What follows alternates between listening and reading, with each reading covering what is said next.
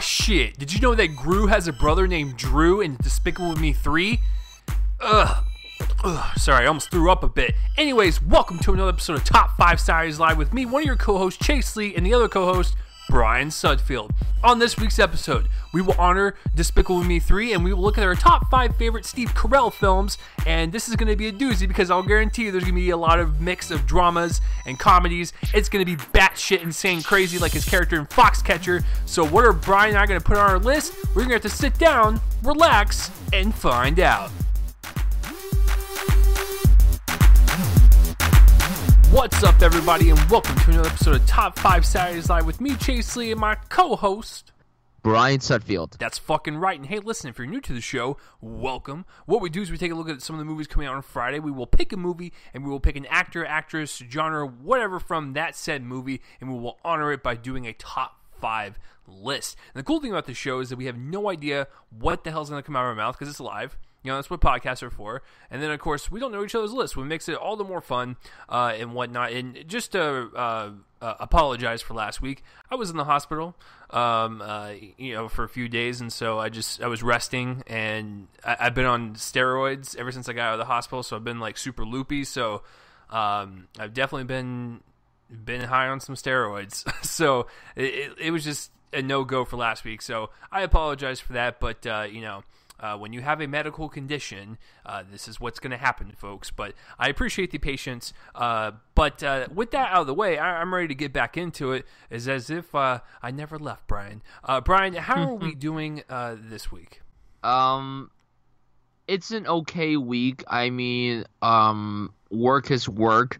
My dog just got surgery today, but God bless her soul, she made it through, so I'm very happy about that. We had a crappy movie come out this past weekend. I wanted to, commit suicide, but I couldn't because, life. Transformers, piece of shit. But other than that, everything is fine. I mean, how you're recovering, which is a good thing. Anything else? Like, what else has been going on with you, Sir Chase Lee? Well, just getting ready for a family vacay. We're going to go to San Diego. Should be a lot of fun. So if I have any fans out there, you know what I look like.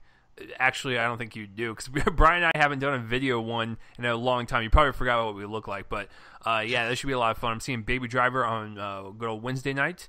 We're, of course, pre-recording this, so yeah, it's going to be a fun week for sure. But after Baby Driver comes out, Brian, there's a specific movie that comes out on Friday. What the fuck is it, and what are we doing? Yeah, Despicable Me Part 3 comes out. In all honesty, Baby Driver's the one I'm more excited for. And also, there's a bunch of stuff that come out in release this week. The Beguiled comes out wide release. I believe the Big Sick starts expanding this week. Okja comes out on Netflix, the follow-up to Snowpiercer. So, yeah, but Despicable Me 3, the film stars the great man Steve Carell, one of the brightest comedic talents in Hollywood right now, and he is the person we're honoring this week. Steve Carell, to me, I've always loved Steve Carell ever since I was a little kid. I know everybody started to know him from The Office, which is totally understandable. I don't remember the first thing I ever saw him in. I obviously, when The Office came out, I was very, very young, so I didn't watch it then. I've seen it. I haven't watched the whole thing yet. I've seen many episodes, and I've come to appreciate his performance as Michael Scott. But we're talking about films, not TV. Michael Scott is one of the greatest performances in comedic television. That's hands down, absolutely. But Steve Carell, he used to be on this stream of just comedy-based movies. But then he started getting some more dramatic roles, and then it showed us, hey, this guy could actually act, and he is honestly, to me, one of the best actors working today. I always like Steve Carell. I always get excited to see him in anything he does. He has started to work with some of the more interesting directors. He worked with Ben and Miller. He worked with Adam McKay, and he recently just worked with Woody Allen. So, the guy is, starting to become versatile when it comes to his filmmakers. He's actually going to work with Richard Linklater. He has a film with him coming out later this year, which is exciting. I believe he's going to be doing a movie with Robert Zemeckis as well. So, the guy, he's just a fantastic actor, and he still kicks ass whatever movie he's in.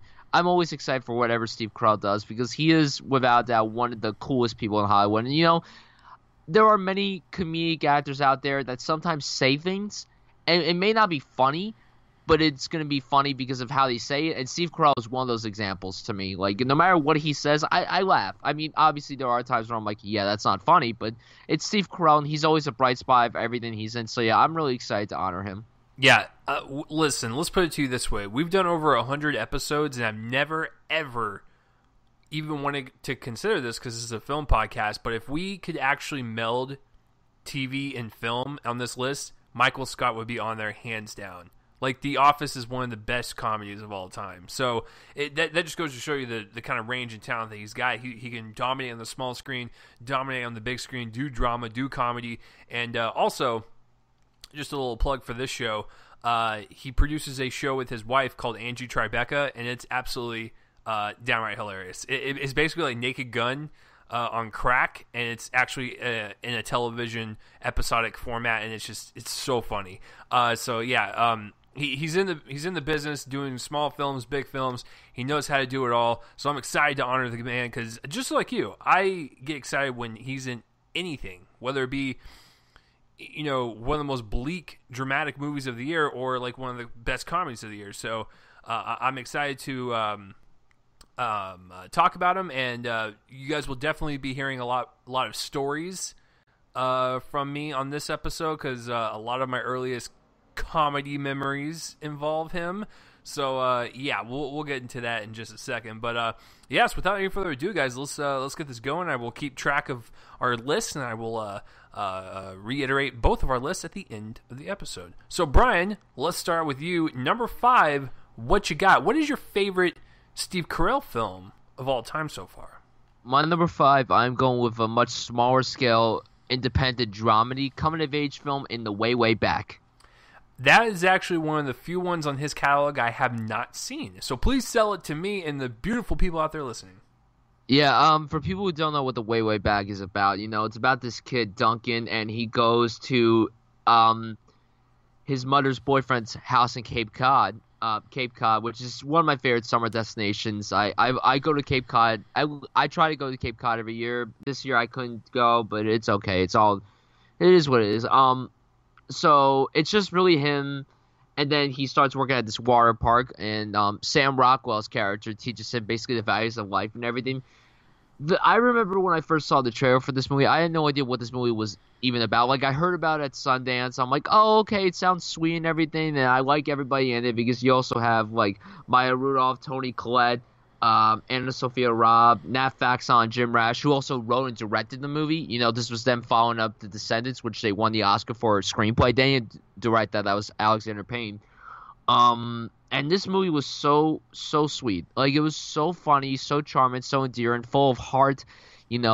Really great drama. Steve Carell was fantastic in the movie, and this is known as the movie where he plays an asshole. This was the movie. Like, in movies before this, he would always play the nice guy. He would always play a guy that's always full of life and heart and everything. In this movie, he is such a prick. You watch the movie, and when the movie begins, the first sequence, he's like, Duncan, on a scale from 1 to 10, what do you think you are? And Duncan says a 6, and Steve Carell says, I think you're a 3. That's fucked up shit. But, it's amazing. Like, the movie is so well written and directed. It's one of my favorite coming-of-age films in recent memory, and Steve Carell's performance is just so goddamn great. But to me, Sam Rockwell steals the entire movie. And if you guys have not checked it out, do check it out. It's one of the best coming-of-age films of recent memory. This is my 5th favorite Steve Carell film thus far. Yeah, like I said, I never saw it, but I remember you were talking about that, especially after we got done talking about The Descendants, which is one of your favorites. And it was one of those ones I missed, and I just haven't gotten around to it. But I love coming of age films. It looked very charming. It looked like just a nice, heartwarming story. So yeah, I definitely want to check it out for sure. And you definitely sold me on it. I've been sold on it for 3 years now. Ever since it came out, people were raving about this movie.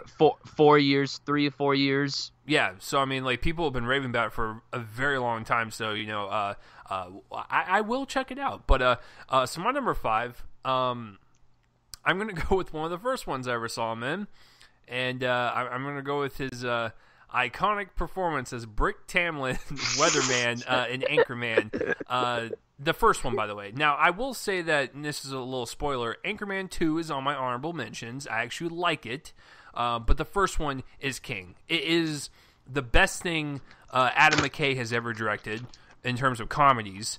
And then it's also got one of my favorite like group castings in any comedy. When you got Will Ferrell as Ron Burgundy, you have Paul Rudd, good old Sex Panther, and then of course David Koechner, or whatever how you pronounce it. They form a nice little group that's really great with their improv. They can bounce off of each other, and it feels so natural, and it just feels like they're having so much fun in their roles. And it's dumb humor, but all four of those guys completely sell it. And of course, you have like Christina Applegate is a nice, nice fresh mix in there. I can't even describe it. It's a stupid comedy, but it's one of the best of all time. And to speak in particular to Steve Carell, he's a lovable doofus. He's stupid. Like that's the whole joke, is that he's dumb. But everything that he says in the movie has such a straight face to it. He's so serious about what he's saying, because he thinks like he's saying the right answer or whatever. But he's definitely got some of the biggest laughs in the movie, and they're all random. But that movie, just in general, if you like kind of random, stupid humor, I think Anchorman will be one that you definitely want to check out. Now, the sequel, like I said, I like the sequel, but I do prefer the first one, and it's definitely one of the first ones I remember seeing with Steve Carell. It came out in 2004. I was 14 at the time, so it was a year before The Office came out. So this was kind of like his... Well, it wasn't his first. I guess another spoiler alert, Bruce Almighty's not on my list, but Bruce Almighty was like the first big thing he kind of exploded with in 2003, doing that, the famous gibberish newscasting scene with Evan Baxter and Jim Carrey, manipulating his mouth. But and then he did Anchorman and, of course, The Office. So, the Anchorman is it's just one of those comedies that has always stuck with me ever since I was a teenager. I'm 2.5 years away from becoming 30, and I still laugh at it occasionally because the lines are just so absurd, but they're delivered in such perfect fashion from these four gentlemen, including Steve Carell. I love Lamp. So, Brian, I'm assuming you're going to... Are you going to pass on this? I'm curious now. Yes, of course I'm going to pass on this. Whoa. Of course I had to. Listen, before you guys jump on me, this was one of the hardest lists to come up with, because it was. He's got such a great amount of comedy and a great amount of drama. It was hard to pick. It was literally hard to, like, do I go more comedy based? Do I go more dramatic based? Like, do I go more performance wise or movie as a whole? Like, it was just insane to try to construct this. But I put Anchorman so low because I do believe the four on top of that are better in retrospective in terms of the film. But as a straight up comedy, it fucking slays. So, Brian, let's throw it back at you. What is your number 4? It's Anchorman. You son of a bitch. You son of a bitch. Before I get into why I like it so much, I'm gonna read this amazing monologue by the good old Brick Tamlin. I'm Brick Tamlin. People seem to like me because I am polite and rarely late.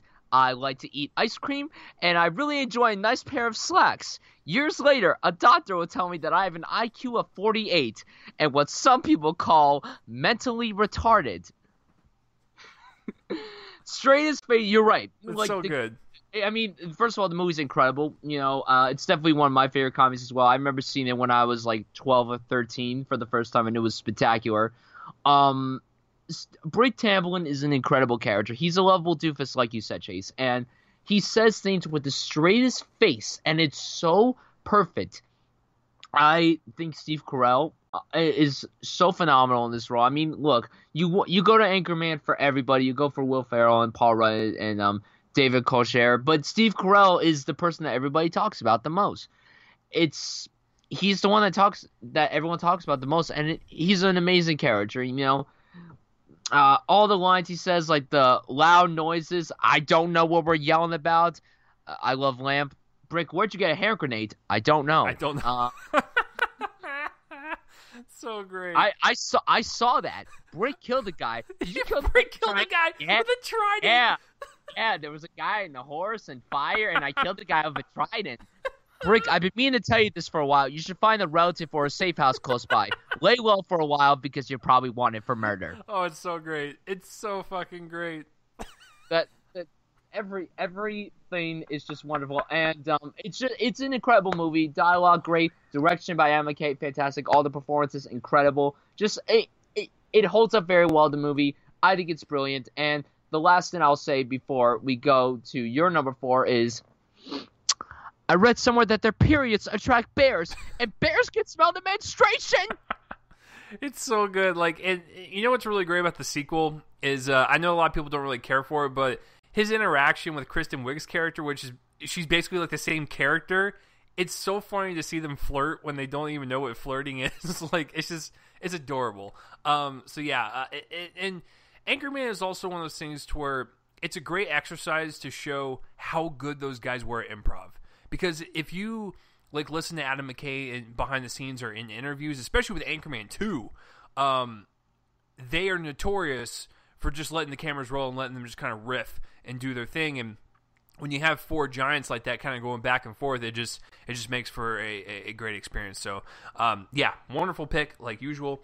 My number 4, I'm going to go to my first drama.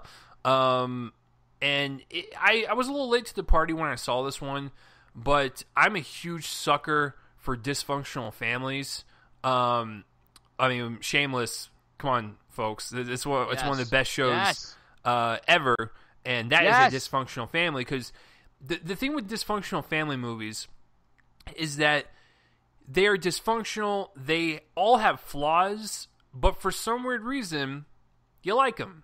You root for them, and that is what makes a great dysfunctional family movie. That's why I'm going with Little Miss Sunshine. It is absolutely wonderful. It's a delight. I love the cast when you have like Steve Carell. He plays the gay uncle, correct? Correctamundo. Yeah, he plays the gay uncle, and then of course you have like Alan Arkin, Greg Kinnear, Toni Collette. It was first Abigail Breslin's role, and then Paul Dano. It's just a really great cast, and it's really sweet, it's really charming, it's really funny, but also endearing at the same time.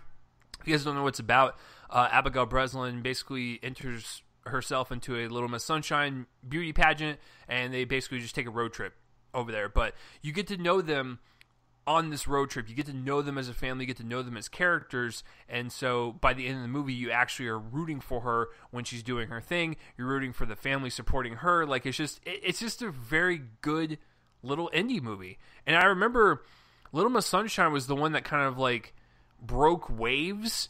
Brian, I don't know if you remember this, but when it came out, it was a little movie, and then it started getting like awards buzz and whatnot. And so at that point, a lot of movies after Little Miss Sunshine kind of took that model where it's like you could make a movie for like $5 million or less and like garner Oscar Best Picture nominations and whatnot. So it was a little movie that could, and it completely succeeded, and I absolutely love it to pieces. It is an absolute delight.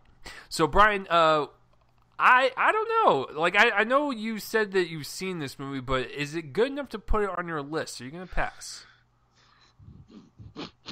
Yes. Oh man, I'm hitting it good, ladies and gentlemen. All right, so please tell me, you sick son of a bitch, that Little Miss Sunshine is your number 3. It's not my number 3. Oh, ooh, oh. Okay, my number 3 is definitely one of the more surprising movies I've ever seen in my life. Because when the trailers are coming out, even though the cast is awesome, this movie looked pretty fucking generic. But the marketing team was hiding something, and they did a good job. And that's why when 2011 rolled around, Crazy Stupid Love was one of my favorite movies of that year. Ding, ding, ding. We have a winner. We actually have the same slot. This hasn't happened in a while, but it happens occasionally, and sometimes I get super excited in my pants. So, Brian, I'll let you go first on this one. Crazy Stupid Love. Spin it. Sure. Crazy Stupid Love, like I just said, it looked very generic from the trailers. You know, it looked like your typical romantic comedy with all these awesome actors and everything. But You watch it, and it is, a romantic comedy, but it's really clever and smart, especially with oh my god, I'm so excited to speak of this, with the twist that happens later on in the movie. That, I'll be honest with you, I did not see it coming. And for people who said they saw it coming, no, you fucking didn't. You did not see it coming. And if you did, I want answers. I want reasons, please. His name is Cal Weaver, and why do I know that? Because I've seen this movie so many fucking times. It's a spectacular movie. It's so goddamn funny, really heartfelt. Him going to the bar and saying, "Hey, my wife had intercourse with a man named David Lynn Hawken. David Lynn Hawken cock-told me. He made cockle out of me. He slept with my wife." Just incredible. And then he has to pair up with Ryan Gosling to help him. He's gonna make a man out of him, somewhat like that Mulan song, "I'm gonna make a man out of you." It's really incredible. And that was the year for Gosling. That's when Crazy Stupid Love, Ides of March, and Drive came out. All three fantastic movies. So, good for him. Then you got Julianne Moore, Emma Stone, the always wonderful and very stunning Kevin Bacon. Kevin Bacon, one of my heroes. You can't get enough of the bacon. You just can't. It's an awesome movie, and I believe the guys who directed it, they're producers on This Is Us, which is one of the best shows on TV right now. Which, by the way, just a little side note, if this wants to blow your mind, the writers and directors of Crazy Stupid Love did Bad Santa. So let that sink in. And they also did I Love You, Philip Morris. So they have one of the most diverse portfolios I've ever seen. They do, and it's quite fascinating. But the movie is just really incredible. And Steve Carell, for him being the lead, he does a remarkable job. Definitely one of my favorite comedic performances from him. He's fantastic, as is the rest of the cast, with Ryan Gosling definitely being the standout, because this was a role I never expected him to pull off, but he did. And you watch him and you're like, he could do comedy very well. And I'm excited to see if he ever does comedy again, but, it might never happen. Who the hell knows? Crazy Stupid Love is my number 3. Chase, go ahead. Yeah, it was one of those movies where when you watch the trailer, you go, ugh, what another romantic comedy. I don't want this bullshit. But then when you watch, you're like, wow, this is actually really clever. It's well written. It's smart. It actually takes a lot of romantic comedy tropes and it spins it on its head. It's funny. It's actually got a little heart to it. It's just a good romantic comedy. I don't. There's nothing more to say about it. It was one of those big surprises of 2011. I was surprised by it so much that I think I bought it a week later. I loved it that much. So, but yeah, it's all about the chemistry between Ryan Gosling and Steve Carell. You never would think it'd work, but then of course you see them in The Big Short a few years later. So if they do more movies together, I'm totally fine with that. And of course, Emma Stone and Steve Carell, speaking of them, Battle of the Sexes comes out later this year, which I'm super looking forward to. That actually would probably make our top 5 list if we actually saw that, because that looks absolutely wonderful.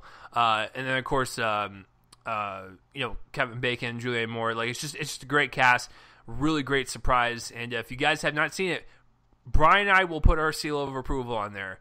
It's actually a good movie. So if you look at it and go, ugh, looks like a really terrible generic romantic comedy, it's not. It's just it kind of takes that romantic comedy trope and kind of spins it. And like Brian said about the twist, I actually didn't see it coming either.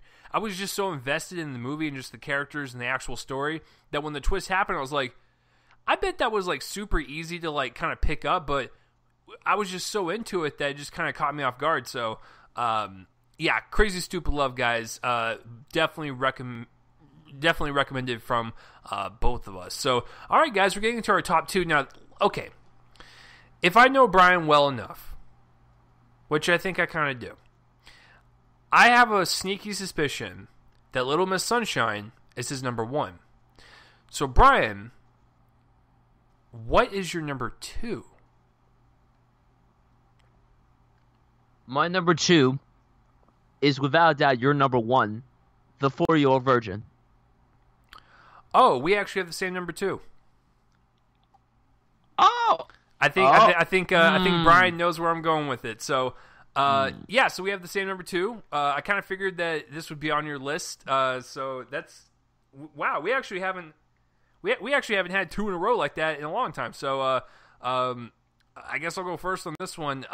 Sure. So I mean, you have a story behind this, so you know. Oh, absolutely. Like, okay, I was 15 when this movie came out. My parents didn't allow me to watch R-rated movies, and so when I turned 17, I watched this movie because, to be honest with you, it was the DVD cover. Because I didn't know who Judd Apatow was at the time. I didn't know who Steve Carell was at the time. Like, I saw him in Anchorman and Bruce Almighty, but I wasn't really aware of him. I was just aware of his character. So, of course, when you see the poster or the DVD cover of him just smiling with that, like, really terrible, like, Sears background at the photo department, it kind of entices you. You're like, okay, what is this about? And so I watched it, absolutely loved it, and that is actually what sparked my love for Judd Apatow movies, because I still remember each time I saw a new one. 2007, Knocked Up, saw it after one of my half days in school. 2008 summer, saw Superbad right before my senior year. Pineapple Express came out a year later. I saw that when I was 19. Funny People came out in 2011. I was 21 at the time. And then, of course, This Is 40 was 2013. So I remember every Judd Apatow experience because I absolutely love his movies. And The 40-Year-Old Virgin definitely kicked off that. Just like with Anchorman, which, if you guys did not know, Judd Apatow actually produced Anchorman. But The 40-Year-Old Virgin is the first written and directed Judd Apatow movie, and he actually co-wrote it with Steve Carell. It tells the story of a 40-year-old virgin who's trying to find love, and his coworkers are just trying to get him laid. This was also my first introduction to Seth Rogen, Jane Lynch, Paul Rudd's also in this. Elizabeth Banks is in this. It is a star-studded cast, and Judd Apatow, just like with Adam McKay, really lets his actors kind of free range and do what they need to do to make the scene as funny as possible. But on top of all that, a lot of people tend to forget that Judd Apatow has a level of heart to him. It's not just all raunch and dick jokes. Yes, that is a part of it, but there's that kind of warm kind of heart to all of his films that really kind of add like that human level to make it feel like these are people that we would see on a daily basis. These weren't caricatures. I could actually see these people in real life acting the way they do, whether it be immature or mature. So it's a great cast. Steve Carell is the front man. This came out the same year as the first season of The Office, so this was kind of a big year for him. And this just kind of showed you that even Brick Tamland, side character of Anchorman, can carry a movie. 40-Year-Old Virgin, I mean, there's nothing more to say. It's one of my favorite comedies of all time. I got my whole Judd Apatow collection over there, and that is definitely the first one that I saw from him, so it's the first one that I remember very fondly. It is a hilarious movie. So Brian, what about 40-Year-Old Virgin makes it so special? Because obviously this is our highest comedy we put on our list, because both of our number ones are dramas. So what about this one sticks out as the best comedy of Steve Carell for you? It's the funniest movie that he's been in, for sure. I mean, it was like his first big movie as a leading man, and also I don't know if you intentionally forgot to bring this up. He actually, he's the star of the movie, but let's not forget, he wrote the movie with Judd Apatow. Well, he actually is a writer of the movie. I said that. Well, I'm sorry. I zoned out. So Brian's zoning out. I said I was like, he co-wrote it with Judd Apatow. Oops. My apologies. It's just like, I don't know. I feel like most people could somewhat relate to this movie in like an odd way. Like, I'm not saying that everybody loses their virginity when they're 40, but it is a really clever premise, and it could have gone downhill. They're like, oh, this is gonna be one of those forced comedies, but it actually was really incredibly funny. The sequence where he's getting the wax, and that's awesome. That's probably my favorite comedic scene of his. Definitely one of my favorites. Sweaty Pie Hole, Como Se Llama? No, Kelly Clarkson. it's great, and this is probably I can't say it's my favorite Judd Apatow directed movie. It's either that or Knocked Up. You know, I like most of the stuff he does. Judd Apatow producing, directing, writing, everything. I don't know. I just find the movie to be incredibly clever. A lot of great heart to it. Fantastic side performances. You know, Paul Rudd's incredible in the movie. Seth Rogen was great. You know, every time I watch this movie with my dad, like if it's ever on, me and him watching, he always says this, and I know you're a huge Seth Rogen fan. Seth Rogen looks older with that goatee, doesn't he? He just looks like he's so much older. He looks like a pedo. Like he does look like a pedo. He looks gross with his goatee, because it's weird, because Knocked Up came out 2 years later and he looks younger. So it's like, what happened? I don't like Seth Rogen. You can have facial hair, just don't have a full on goatee. Like don't do that. That's a pedo look. And then the other guy, you know, I forget his name. The black guy, he's awesome. He's fantastic too. Jane Lynch is hilarious. You know, Catherine Keener plays the love interest, and she was great in the movie. Everyone does great. The dialogue is awesome. The direction is great. It's one of the best comedies of the last 15 years. It's 12 years old and still holds up to this day. I mean, I didn't see the movie when it came out, but it's also the first introduction to Jonah Hill. Remember, he was in the eBay store. Yep. Yes, he was in the eBay store, and that's great. So you can't forget about that. You just watch him and you're like, oh, I know that guy. Oh, look, it's Jonah Hill in the eBay store.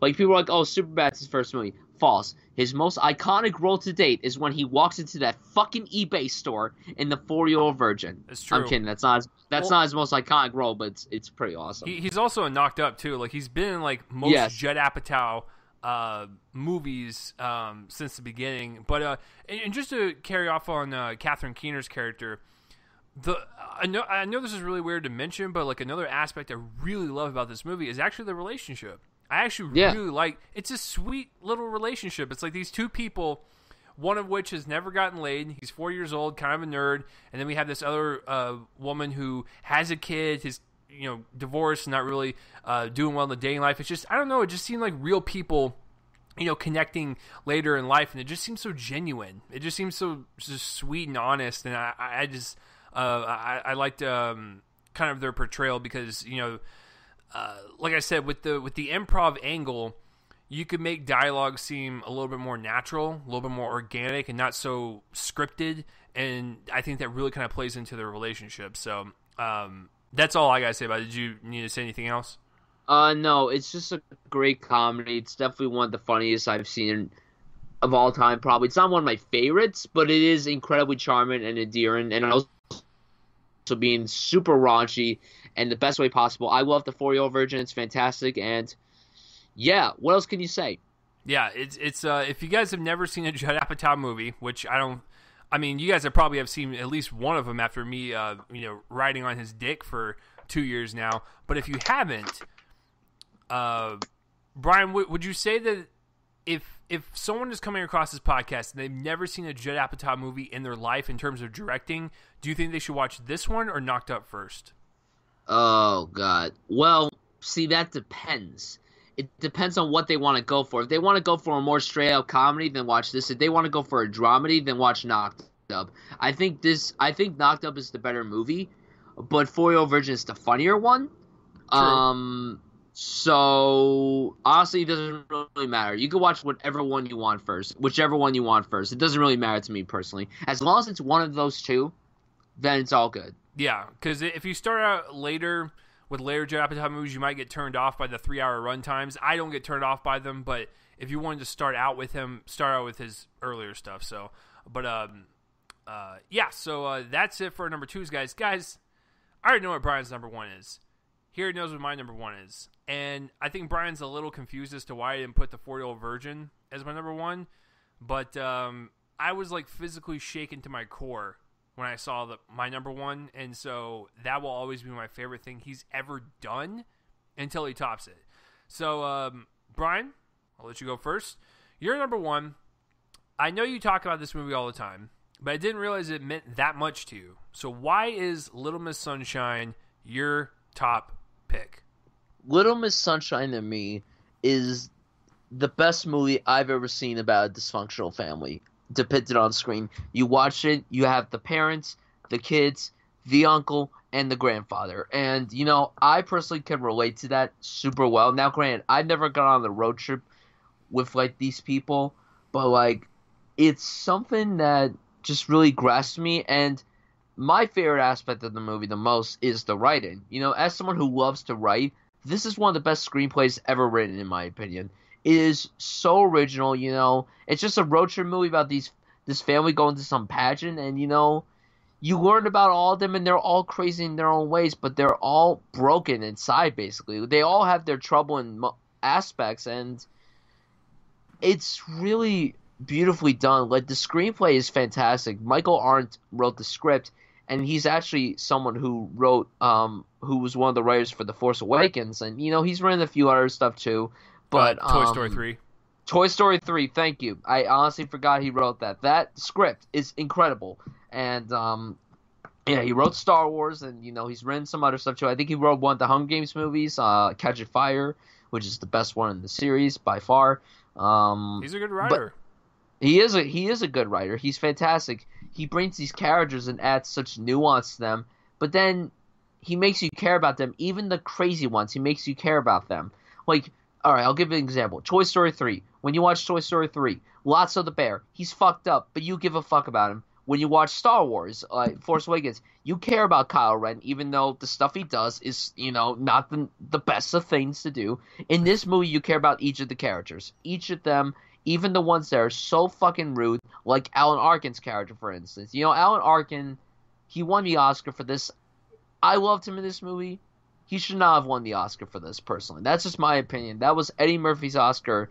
He was robbed, but you know what? Shit happens. That character, he's drunk.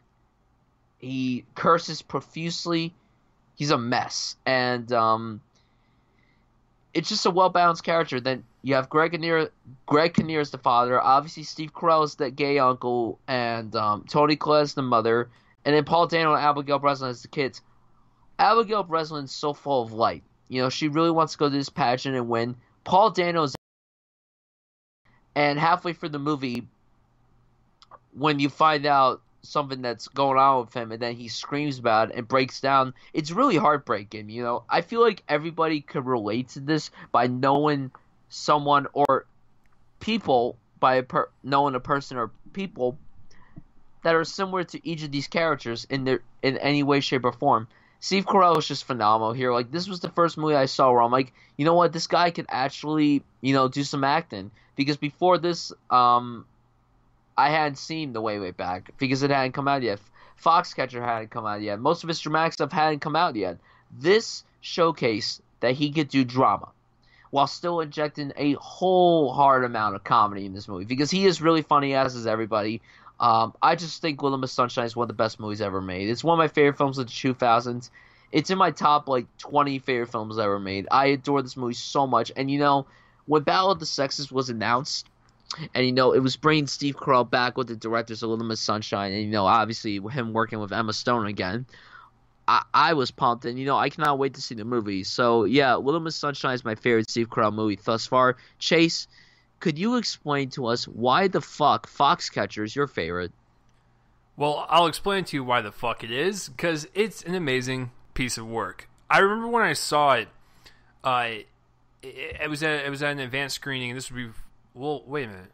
No, it was like a year after I got press credentials, and so I remember I went in, and Bennett Miller was there, and just hearing him talk about, the transformation that he, let Steve Carell kind of go through and let Channing Tatum go through and Mark Ruffalo, they really sunk into their roles. And it is one of the most disturbing roles I have seen. And it's very subtle. It's creepy. It's unnerving. He's charming. He's disgusting. The fact that this man who said, "I love Lamp" in Anchorman could scare the shit out of you. It's based on a true story. If you guys don't know, Channing Tatum goes to Mark DuPont's house, who is a wrestling coach, and he kind of trains him. Mark DuPont gets kind of obsessive and does something violent. That's all I'll say. But it's a very slow. It's a slow burn of a movie that leads up into this powerful climax. And on top of all that, you have this immersive acting. Like, I'm talking from all three of them. It's not just Steve Carell, but yes, Steve Carell wears the prosthetics. He completely transforms. I still think it's the best thing Channing Tatum has ever done. And I agree. He should have been nominated. He should have. And I if we're going to go on that train for a little bit, I love Steve Carell in the role. He rightfully got beat out. However, I would consider him more of a supporting. I mean, that's just the way it was. They should have put Channing Tatum in that slot because that was the best thing he's ever done. The fact that this guy was, a perfectionist and he wanted to just be the best, and he really pushed himself. He would hit himself and really just kind of, really push himself to the limits, and that's what Steve Carell's character was for. So it was a very toxic relationship, and it was just like watching this like giant snowball get bigger and bigger down the hill. And of course, Mark Ruffalo, I like him in the role. He's very good, but make no mistake about it, it's two other guys' movies. But Steve Carell really does, like I said, he changes. He's a different person. You don't even see him. Like, just the way he kind of acts and the way he breathes and takes pauses in between lines, you can definitely tell he did his research for this film. And, I watched the kind of interview of Steve Carell after when it premiered at TIFF, and he was saying that, he did his research. He went to go talk to, like, family members and whatnot. That just shows you the dedication that he has to his craft. And it just also shows you how committed he is as a dramatic actor, because that is one powerful, creepy-ass performance.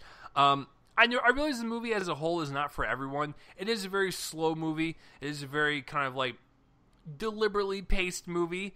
However, if you really just kind of sink yourself into this world and the kind of like gorgeous but kind of stark cinematography, I think you can really kind of get really invested into the story and into the characters, and especially with the powerful acting coming from Channing Tatum. Best role to date for him, and the best role for Steve Carell, which director Bennett Miller, he did Capote, and he got Philip Seymour Hoffman to an Oscar. So this guy knows how to work with actors, and he really did something special with these guys. So Brian, I don't think we've ever talked about it, actually. Like, what did you think of Foxcatcher overall?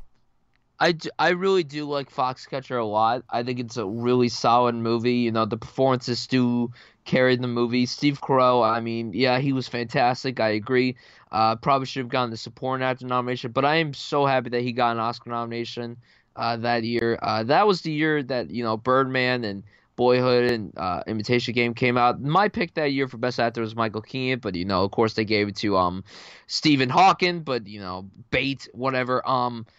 Carell was incredible. Channing Tatum, I agree, should have been nominated. I don't know why they didn't nominate him. It's also crazy to me, and I didn't think about this until now. If Channing Tatum had gotten nominated, that means that Bennett Miller would have led both of the Jump Street actors to Oscar nominations, because, he led Jonah Hill to an Oscar nomination for Moneyball. And Mark Ruffalo, of course, good job in the movie. The movie was absolutely haunting. It was really slow, and I haven't seen it since it came out, which was 3 years ago. But I still think it's a really good movie. I totally get it, because when I saw the movie, I was like, I cannot believe this is Steve Carell, and he blew me out of the water. It is a absolutely haunting movie. It's so goddamn good, and Bennett Miller did a great job with it. Yeah, I totally get why it would be your number one. I totally understand it. No disrespect at all. It's a great movie, so... It's one of those movies that's perfect for if you want to know how to direct a movie and know how to act. It's a perfect, like, directors, actors type of film for sure.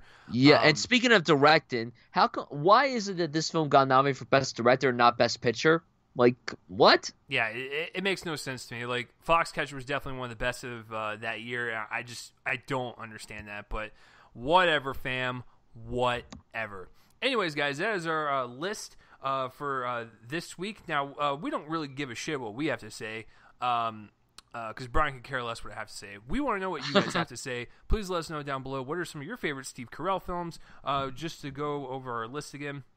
Brian from 5 to 1, The Way, Way Back, Anchorman, Crazy Stupid Love, 40-Year-Old Virgin, and Little Miss Sunshine. For myself, Anchorman, Little Miss Sunshine, Crazy Stupid Love, 40-Year-Old Virgin, and Foxcatcher. So, yeah. And so, with Steve Carell, he's done a lot of great ones. And so, this is a perfect opportunity to go over some of the honorable mentions, some of the ones that, just didn't really make our list and just, we want to kind of give mention to.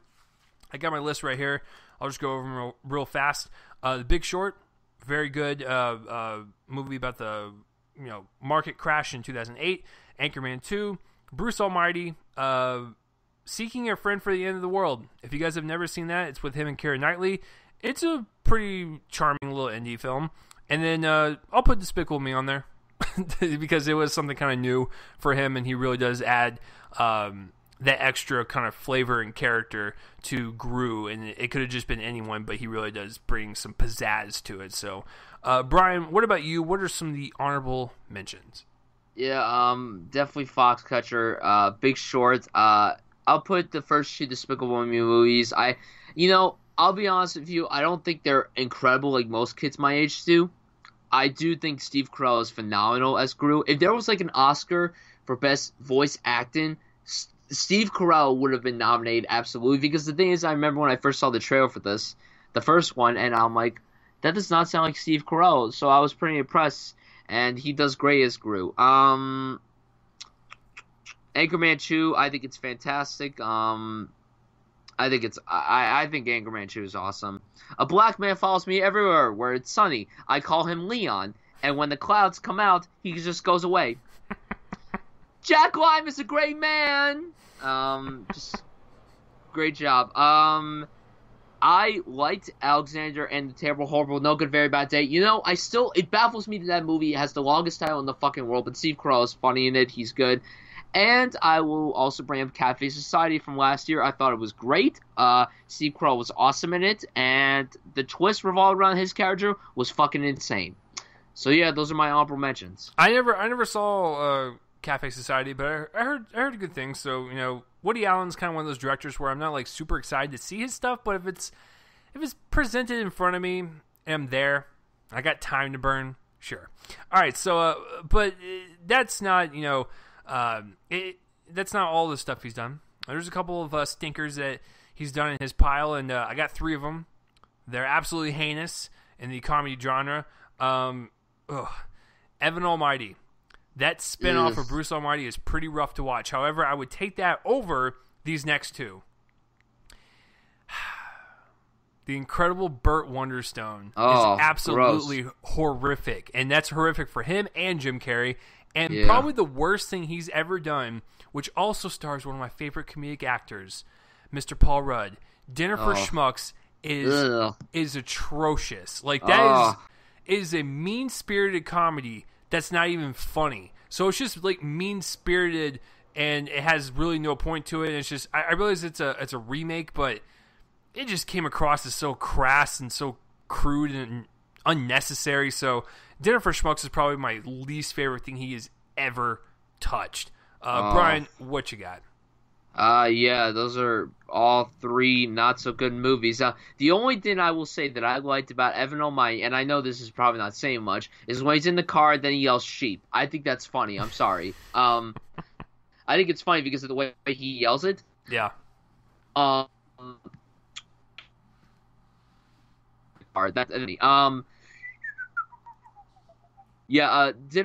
for Schmucks is an absolute abomination. It was directed by Jay Roche. I think I read an article saying that he directed this over Little Fockers. And, if he made Little Fockers, he could have made that a good movie. But no, instead he went to go make Dinner for Schmucks. Like, ugh, gross. It's sad that the big reunion with Paul Rudd and Steve Carell was this piece of shit. But then, of course, they did Anchorman 2 later on, so that was fine. Burt Wonderstone's hands down the worst thing I've ever seen him in. That was so terrible, and, the hairdo, him working with Jim Carrey could have been great. It's not a bad premise. Like, it's not. Dueling Magicians, Dueling Magicians is you are set up for comedy. How did it fail? That's my question. It was directed poorly. It was written poorly. Ugh. was bad, just terrible movie. And Carrey was great in it. I will say Jim Carrey was fantastic in it. I know that's not saying much, but he was great in it. Steve Carell was the opposite, and the movie itself was just really bad. And no more. The end. Yeah, it's not good. I just remember watching it, and I was like, I get what they're going for, but it's just delivered so flatly that there's nothing to it. No substance, just bland PG-13 jokes. I'm like, ugh. Like if they would have made that like a hard R, it probably would have worked. But PG-13 it does kind of hurt it. So, but what about you guys? What are some of your least favorite and some of your favorite Steve Carell films? Please let us know down below. I always love reading your answers. Brian, before we go, what are we doing next week? Next week, I didn't talk to Chase about this. I know Spider-Man comes out next week. Oh, shit. And, we've already honored Michael Keaton. Oh, shit. I don't really have much to say about Robert Downey Jr. What I wanted to do, and we've never done this before, and I believe Chase might do this on his podcast, I kind of want us to talk about our top 5 films of the year so far. And because I want to have an idea, because I don't really talk to Chase about what he loves, even though, I watch his podcast, watch his reviews, all that stuff. I would like to know our top 5 films of the year so far. Best films, to be exact. Worst films, can't really comment. I've only seen 5 that I didn't like, so but that wouldn't help. Next week, our top 5 films of 2017 so far. It's the halfway point. Makes sense. Yeah, no, I'm okay with that. For all the top 5 listeners, yes, you will hear both of our top 5s, but I'm sure on our separate podcast, Brian and I will have a top 10. So if you wanted to kind of venture off and know our kind of bottom half, you can do that as well. But for you guys, we're going to get straight to the meat and just do top 5 films of the year so far. I think that's a great idea, so let's do that. Which means, Brian, you can't listen to my podcast episode if you want to keep it secret. I won't. I'll try not to. You can try not to, but it's gonna be tough to keep it a secret because in that case, I won't listen to Brian's podcast either. I want to be kind of surprised as to what's his favorite. So yeah, that will be next week, guys. But for this week, Steve Carell, it was a fun episode for sure. Brian, where can the people find you online? You can find me on Twitter at FilmJunkieBrian and on YouTube at Brian Sutfield. That's right, and you can follow me on Twitter at RealChaseLee. Subscribe to the YouTube channel to get up-to-dates when we do these things live and when they go up and whatnot. So, all the links will be in the description below, so go check out all that shit, yo. So we will see you guys next week for another episode of Top 5 Saturdays Live. I'm Chase Lee. And I'm Brian Sutfield. That's fucking right. See you guys for the top 5 films of the year so far. Bye-bye.